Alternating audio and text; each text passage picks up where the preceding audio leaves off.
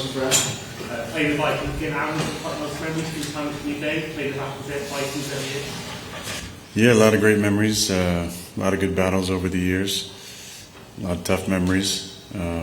Old Metrodome was a tough place to play. Played them this will be the fourth place. Played them at the old Metrodome, University of Minnesota, US Bank, and now White Hart Lane. How are you physically? Yeah, I feel pretty good. Yeah, I was a little banged up from the week, but I feel pretty good. Aaron, how do you think you guys have responded this week after the tough game Sunday, and how do you think you're going to come this Sunday? You always wonder what it's going to be like on Monday. But I felt like the energy was good, and guys were, optimistic about making the right changes. Aaron, you've played in London before. Have you been able to give the guys any tips about the atmosphere? Because obviously there's a lot of fans with a lot of different jerseys. Yeah, told them don't be gobsmacked by what you see in the crowd. There's going to be a lot of different jerseys you see. I'm not sure what the split will be. We played here a couple years ago. It was a lot of Packer fans. So it's it'll be a fun environment. It's a good field and great fans. Aaron, what do you think about the NFL taking? Hey. What do you think about the NFL taking the game to London? Next year it's going to be in Spain, Germany, all of this globalization. Yeah, it's been talked about since 2 CBAs ago about the opportunity to, have more international games, grow the game that way. The NFL Super Bowl is already watched by, 150 million fans in a ton of countries. So we know the reach that we have, and it's great to be over here, be a part of it. The Packers played in Brazil this year. There's always usually a game in Mexico. I love that we're branching out. Love how we can grow the game. You can't be up and down. This year, where do you think you are on offense right at the moment?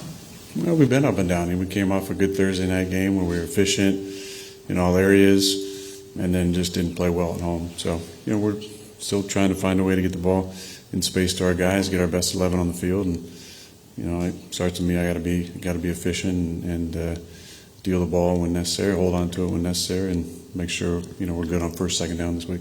Aaron, what are your reactions? What's your reaction to Davante requesting a trade in Las Vegas, and what do you think about possibly reuniting with him? I don't know how much I can say about it. There's tampering, but I still have a close friendship with him. We spend time in the off season together. He's a great guy and a great player, and the rest of that's out of my hands. You talked today about not being on the same page with the receivers on those plays. What's going to take for you and Garrett especially to get on? Is that just time at this point? It's just the details. We got to be on the same page. So the conversations that we have are important. Me seeing the game through his eyes, him seeing the game through my eyes, and just going out there and executing. I don't think it's big changes. Things are close, and one of these weeks we'll put it all together. Aaron, that game 2 years ago here where the Packers ultimately lost, is that something that drives you that you want to come into London and put that part there? I definitely want to win in London for sure. We kind of hit a wall there in the second half. We're up 20-10 at halftime, and then lost 27-20. So just understanding how it's a change on your body, one different time clock, but no excuses. We got to go out and play 60 minutes. We played 30 great minutes 2 years ago, and that kind of started a little downturn for the G&G that year. You spoke a bit about earlier this week about potentially lost trip. Is there anywhere you would like to play around the world? Anywhere else? Yeah. Spain would be fun, yeah. Mexico, France, Italy, Let's make it a week trip, though. Get out. Come on. I'm always saying, let's get out here early, so we can do some things. Last year, Alan and I went to Wembley and watched the soccer game, the U.S. women and the British women, which was a lot of fun. But not a lot of time for that when you're coming over here this late. How do you almost empathize with Davante, like when you've had a successful career like you did in Green Bay, and that sometimes a change of scenery can be a good thing? What are your thoughts on it? Yeah, the grass is green where you water it. There's the fear-mongering that goes along with the adage that the grass is not always greener on the other side, but grass is green where you water it. You put the time in, you put intention and attention to whatever you're doing, and you can make a special situation out of being anywhere. Aaron, you mentioned about the success on the Thursday night game against the Patriots, but Denver is against you 49% on dropbacks. The Vikings themselves are blitzing 41.3%. I know you spoke about Brian Flores and, you know, sort of the different packages and what they throw at you defensively, but where do you see sort of the key areas to attack them on Sunday? I think it's picking up the pressures. They're going to, pressure line movement, half the time probably. So that's what they've been doing. I wouldn't expect a big change. We didn't necessarily handle it very well last week, so I would expect them to run their defense and master disguise. A lot of different things they throw at you, so we're going to have to be good in protection first and then run the football effectively. In terms of the play calling, I know there's been talk about that in the media. Given all the success you've had in your career, we've seen in Green Bay with the quick pass scheme specifically, you've always been great with that and dealing with blitz. Do you think as you get more familiar with this team, because people forget, you're still building rapport with your teammates, do you envision you calling more plays, you're sort of making more adjustments at the line of scrimmage and sort of being able to have more success as an offense as the season develops? Well, you got to push and pull. You can't get knackered with throwing, quick game stuff. You got to take what the defense is giving you, and you got to, be patient. Sometimes there's times push the ball down the field, and you got to be opportunistic. But you can't. You got to fight the urge to force things. And for me, I got to fight the urge to do too much. How encouraged are you about the way Mike Williams is coming along? Yeah, really encouraged. Mike didn't do a whole lot in training camp, and you saw some glimpses here and there. But I just think he's getting more comfortable. The more comfortable he gets, the more plays and opportunities he's going to get. So I'm really proud of him. He handles himself really well, like a pro. I mean, he's quiet, goes about his business, does the right thing, and when he's gotten opportunities, he's made plays. What's it been like seeing the season Sam Darnold's had for Minnesota besides his career? Yeah, I mean, I pull for Sam.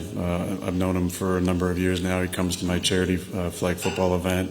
He's a great dude, and like so many quarterbacks I saw when I did McAfee on Tuesday, they listed a lot of guys who are in different places who are having nice seasons, and I think there's a kind of a common through line with that is that they've all dealt with adversity the right way, and they've got an opportunity now in an organization and a system that fits their skill set, and they're making plays. So really happy for Sam. He's one of the NFL good guys. Take a couple more. Did you feel the need to talk to Robert after Sunday with the cadence comment, and then we got the question post game? Well, I think he felt like there wasn't his answer maybe didn't actually reflect his feelings. Cadence has been a weapon. I think he kind of went in and got a chance Monday to kind of respond to all that. But no, I think there's some driving force to try and put a wedge outside the facility between Robert and I. But we're really good friends. We enjoy each other. We spend time almost every day. I'm in his office talking about things and talking about the energy of the team, the focus of the team, what we need to get done, how I can help him out, how he can help me out. So we've got a great relationship. For any independent fans coming to see the Jets for the first time, how will you sell being a Jets fan?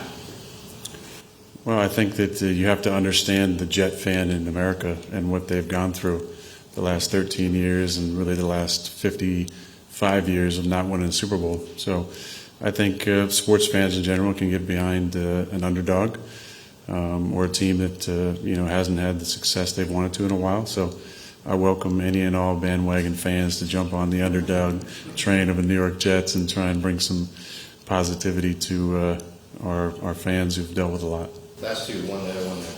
Aaron, you talked a couple of years ago about the difficulties getting on the same page with rookie receivers. You talked about okay, well, some of the time lessons we have later on games.